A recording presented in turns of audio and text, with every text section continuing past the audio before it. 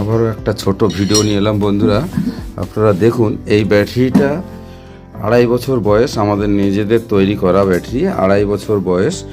কিন্তু এই ব্যাটারিটা সব ভালো আছে, অথচ ফ্লাশ করলে না, ফ্লাশ হচ্ছে না। আপনারা লক্ষ্য করুন, এই দেখুন, ফ্লাশ করলে কোনো রকম ফ্লাশ হচ্ছে না। কিন্তু একটা জিনিস দেখুন, ওই দেখুন ধোঁয়া উঠছে, এই মিডিল থেকে ধোঁয়া উঠছে। দেখুন, দেখতে পাচ্ছেন কিনা আমি বুঝতে পারছি না। এই দেখুন, মধ্যেখান থেকে না ধোঁয়া উঠছে, দেখছেন? এই ধোঁয়া উঠছে। এটা কারণ হচ্ছে এই যে মিডিলের ক্লিপটা করা ছিল, এই ক্লিপটা পুড়ে এখান থেকে ছেড়ে গেছে, এখান থেকে গলে ছেড়ে গেছে 2.5 বছর পর। আমরা যদি এখানে ক্লিপটা আবার করে দিই তাহলে আবারও ঠিক হয়ে যাবে।